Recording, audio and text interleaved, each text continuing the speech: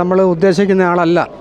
അയ്യോ ചേട്ടാ, second half അതേപോലെ തന്നെ അവർ ഇട്ടിപ്പിക്കുന്നുണ്ട് സീറ്റിൽ തന്നെ. പക്ഷെ ആരാണെന്ന് മനസ്സിലായില്ല, ഏജ് കൂടുതലുള്ള ആളാണെന്ന് വിചാരിച്ചില്ല.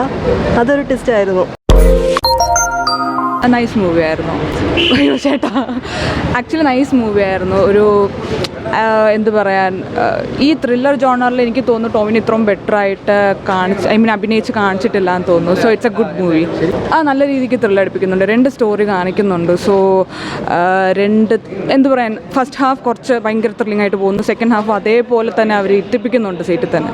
So it's A good movie. കുഴപ്പമില്ലായിരുന്നു. ഓക്കെ, ഇഷ്ടപ്പെട്ടു. കുറച്ചുണ്ട്, പഴയകാല മൂവിയല്ലേ, അതുകൊണ്ട് നല്ല ത്രില്ലിംഗ് ആണ്. നമ്മൾ ഉദ്ദേശിക്കുന്ന ആളല്ല യഥാർത്ഥ പ്രതി. അത് നല്ല ത്രില്ലിംഗ് ആയിരുന്നു. കോട്ടയം നസീറും കൊള്ളാം, സിദ്ദിഖും കൊള്ളാം, എല്ലാവരും കൊള്ളാം, നന്നായിട്ടുണ്ട്. നല്ല ക്രൈം സ്റ്റോറിയാണ്, ഇഷ്ടപ്പെട്ടു. ഫുൾ ടൈം നമുക്ക് കണ്ടുകൊണ്ടിരിക്കാം. നല്ല ഒരു ത്രില്ലിംഗ് ആയിട്ടുള്ള ഒരു എക്സ്പീരിയൻസ് ആയിരുന്നു. അടിപൊളിയായിരുന്നു. അങ്ങനെ നല്ല ആക്ടിങ് നല്ലതായിരുന്നു. ടോവിനോയുടെ ആക്ടിങ് എല്ലാം നല്ലതായിരുന്നു. നല്ല സിനിമയായിരുന്നു. നല്ല പടമായിരുന്നു. നല്ല ത്രില്ലറാണ്. ഏറ്റവും അവസാനം വരെ നല്ല എൻജോയ് ചെയ്തിരിക്കാൻ പറ്റിയ സിനിമയാണ്. നല്ല സിനിമയാണ്. കുറച്ച് നല്ല രീതിയിൽ സംവിധാനം എല്ലാം കൊള്ളാം. നല്ല രീതിയിൽ ആർട്ട് വർക്കൊക്കെ വളരെ നന്നായിട്ടുണ്ട്. നമുക്ക് സീറ്റ് അടിച്ച് ത്രില്ലറാണ്.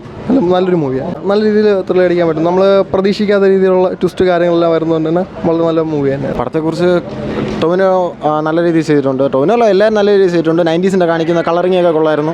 2 കൊലപാതകങ്ങൾ ക്രൈം ത്രില്ലർ ഇൻവെസ്റ്റിഗേഷനാണ്. അതുകൊണ്ട് രണ്ട് നല്ല രീതിയിൽ തന്നെ ചെയ്തിട്ടുണ്ട്.